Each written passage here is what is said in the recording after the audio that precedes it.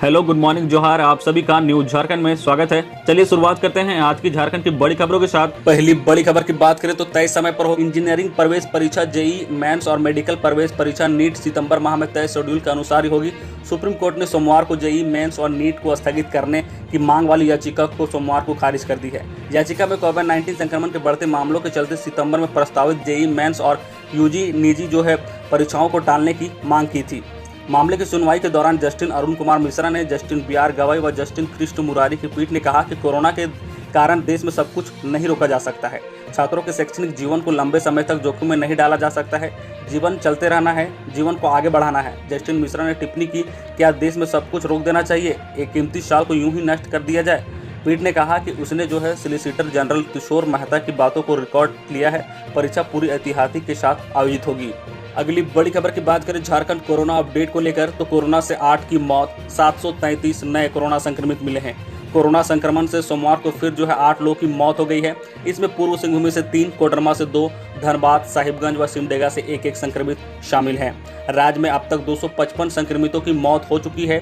वहीं सोमवार को 733 नए कोरोना संक्रमित मिले हैं। सोमवार को हाईकोर्ट के एक जज और उनके रिश्तेदार संक्रमित पाए गए हैं। उन्हें रिम्स में एडमिट कराया गया है। वहीं रांची सिविल कोर्ट का भी एक जज और उनका परिवार के 4 सदस्य भी कोरोना संक्रमित पाए गए हैं। सोमवार को रांची में 153 और पलामू में 152 संक्रमित मिले हैं।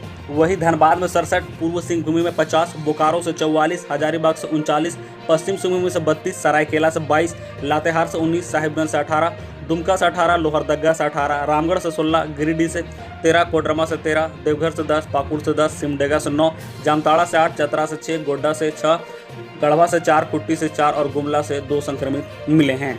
वहीं सोमवार को राज्य भर में 549 संक्रमित स्वस्थ होकर घर लौट चुके हैं। अगली बड़ी खबर की बात करें झारखंड कोरोना हर जिले की एक्टिव केस की बात करें तो रांची जिले में 2093 कोरोना मरीज अभी एक्टिव केस है। वहीं पूर्व सिंहभूम में 1834, धनबाद से 597, पलामू से 411, हजारीबाग से 347, सरायकेला से 307, रामगढ़ से 271, कोडरमा से 232, लातेहार से 221, कुट्टी से 218, बोकारो से 200, साहिबगंज से 193, गुमला से 187, गढ़वा से 180, पश्चिम सिंहभूम से 177, गिरिडीह से 170, सिमडेगा से 167, देवघर से 139, चतरा से 120, दुमका से 121 और लोहरदगा से 104, जामताड़ा से 59, वही पाकुड़ से 59 और गोड्डा से 56 मरीज इतने हर जिले में अभी एक्टिव केस बचे हुए हैं। वही 24,067 संक्रमित अभी तक मिल चुके हैं, जिसमें से 15,348 संक्रमित स्वस्थ होकर घर लौट चुके हैं। अगली बड़ी खबर की बात करें तो निजी क्षेत्र में आरक्षण का मसौदा हो रहा है तैयार।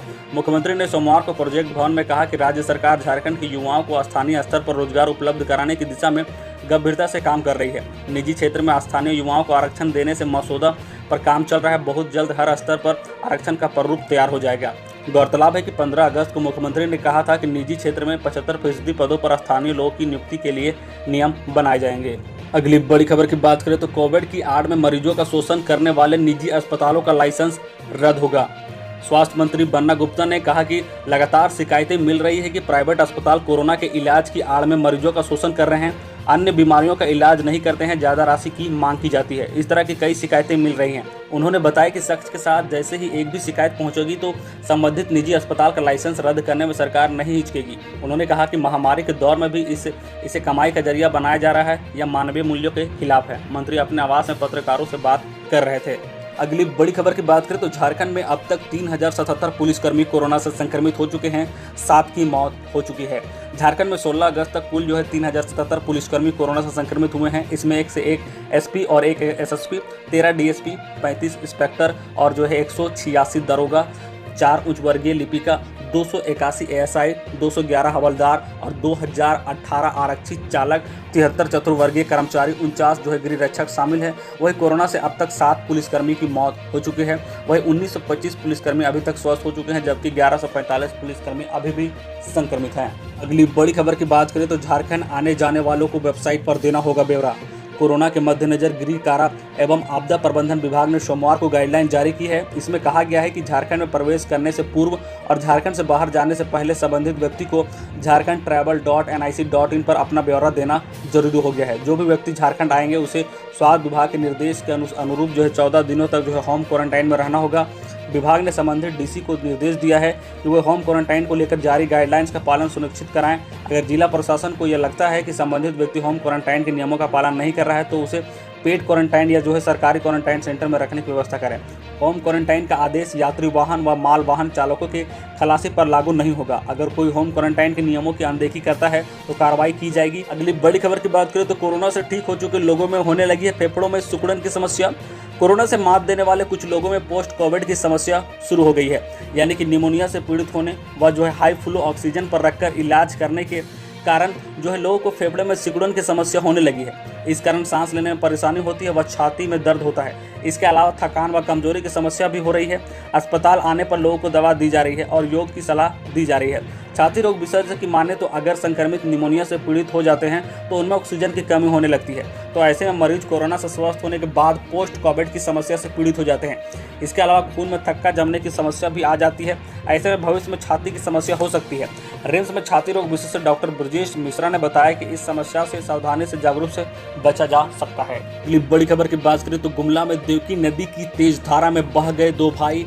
घाघरा प्रखंड के देवकी नदी में सोमवार की शाम दो भाई शंकर उरांव 50 वर्ष और बिहारी उरांव 45 वर्ष बह गए। रात 9:30 बजे तक नदी में दोनों भाई की तलाश की गई, परंतु दोनों भाई का पता नहीं चला। अंधेरा होने के कारण प्रशासन ने नदी में तलाश करनी रोक दी। प्रशासन के अनुसार अब मंगलवार की सुबह को एनडीआरएफ की टीम द्वारा दोनों भाई की तलाश की जाएगी। जानकारी के अनुसार जो है कुसुमटोला गांव में शंकर उरांव औजमती व पूजा पाठ करने के लिए देवकी नदी से बालू उठाने गया था।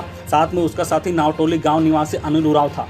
दोनों नदी के पास पहुंचे। इसके बाद जो है शंकर बालू उठाने के लिए नदी में घुसा, तभी नदी में तेज बहाव में वह बहने लगा। यह देखकर अनिल उरांव ने वहां से भागकर जो है घर पहुंचा। अनिल ने शंकर के भाई बिहारी उरांव को बताया कि तुम्हारा भाई नदी के तेज बहाव में बह गया। यह सुनकर बिहारी उरांव गाड़ी लेकर नदी के पास पहुंचा। बिहारी नदी में अपने भाई को खोजने लगा, परंतु वह भी तेज बहाव में बह गया। इसके बाद दोनों भाइयों का कोई सुराग नहीं है। दोनों भाइयों को नदी में बहने की सूचना के बाद 100 से अधिक लोगों की भीड़ नदी के पास जुट गई। सभी लोगों ने अपने स्तर से नदी के किनारे दोनों भाई को खोजते नजारते आए। घाघरा थानादार जो है सुधीर प्रसाद भी पुलिस बल के साथ पहुंचे और पुलिस भी तलाश की, परंतु 9:30 बजे तक रात तक जब दोनों भाइयों को नहीं मिले तो तलाशी बंद कर दी गई। अगली बड़ी खबर की बात करें तो पड़ोसी राज्य बिहार में अब 6 सितंबर तक रहेगा लॉकडाउन। कोविड-19 के बढ़ते संक्रमण को देखते हुए बिहार में लॉकडाउन 6 सितंबर तक बढ़ा दिया गया है। मुख्य सचिव की अध्यक्षता में सोमवार को हुई बैठक में यह निर्णय लिया गया है। आदेश के मुताबिक केंद्रीय गृह मंत्रालय ने ऑनलाइन 3 के प्रावधानों को जारी रखा गया है। इस दौरान बफर जोन में और कंटेनमेंट जोन में लॉकडाउन की सख्ती जारी रहेगी। सुबह 6 बजे से शाम 6 बजे तक बाजार खुलेंगे। मालूम हो कि केंद्रीय गृह मंत्रालय ने ऑनलाइन 3 के आदेश के साथ राज्य सरकार द्वारा केंद्र शासित प्रदेशों को कोविड-19 संक्रमित क्षेत्रों को आकलन करते हुए अपने स्तर पर स्थिति के मुताबिक उचित फैसला लेने की सुझाव दिया है। आदेश के मुताबिक ऑनलाइन 3 के आदेश को ही लागू रखा गया है। रात 10 बजे से सुबह 5 बजे तक नाइट कर्फ्यू लागू रहेगा। वही जो है एनएच में सामान ढोने वाले वाहनों का आने जाने की अनुमति दी गई है। तो ये थी आज के झारखंड के टॉप बड़ी खबरें। तो आज के लिए बस इतना ही। झारखंड के हर छोटी बड़ी खबर देखने के लिए आप हमारे चैनल न्यूज़ झारखंड चैनल को सब्सक्राइब करके बेल आइकन प्रेस जरूर करें, जिससे जो आपको झारखंड के हर छोटी बड़ी खबर का अपडेट अब तक पहुंचता रहे। चलिए मिलते हैं नेक्स्ट खबर के साथ।